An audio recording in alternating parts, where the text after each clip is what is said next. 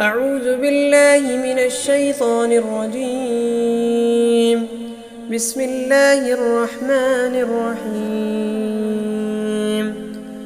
وإذ قال إبراهيم لأبيه آزر أتتخذ أصناما آلهة إني أراك وقومك في ضلال مبين. وكذلك نري إبراهيم ملكوت السماوات والأرض وليكون من الموقنين. فلما جن عليه الليل رأى كوكبا قال هذا ربي فلما أفل قال لا أحب الآفلين.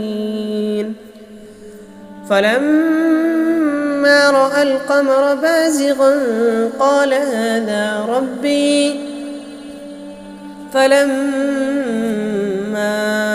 أفل قال لئن لم يهدني ربي لأكونن من القوم الضالين. فلما رأى الشمس بازغة قال هذا ربي هذا أكبر.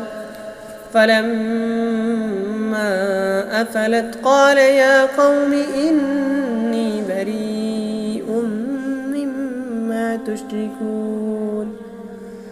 إني وجهت وجهي للذي فطر السماوات والأرض حنيفا وما أنا من المشركين. وحاجه قومه قال أتحاجوني في الله وقد هدان ولا أخاف ما تشركون به إلا أن يشاء ربي شيئا وسع ربي كل شيء علما أفلا تتذكرون. وكيف أخاف ما أشركتم ولا تخافون أنكم أشركتم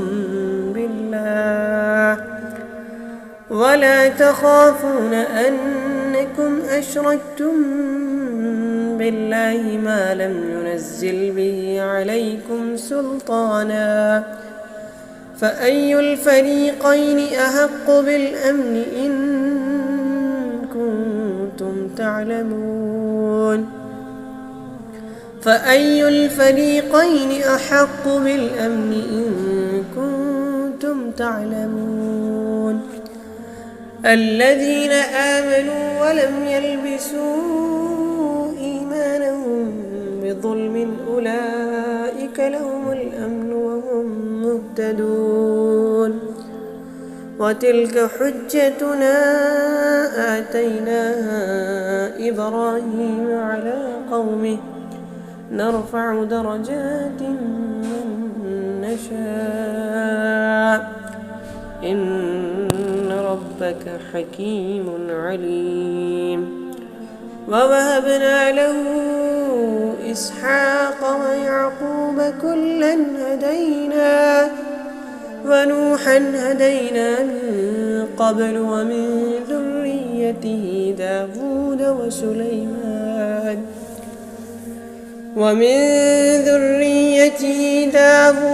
وسليمان وأيوب ويوسف وموسى وهارون وكذلك نجزي المحسنين. وزكريا ويحيى وعيسى وإلياس كل من الصالحين. وإسماعيل واليسع ويونس ولوطا وكلا فضلنا على العالمين. ومن آبائهم وذرياتهم وإخوانهم واجتبيناهم وهديناهم إلى صراط مستقيم. ذلك هدى الله يهدي به من يشاء من عباده ولو أشركوا لحبط عنهم ما كانوا يعملون.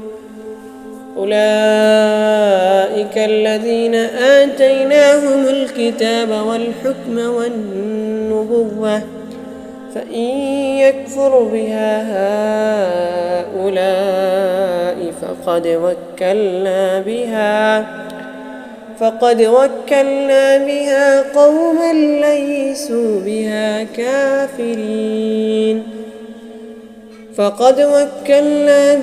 قوما ليسوا بها بكافرين.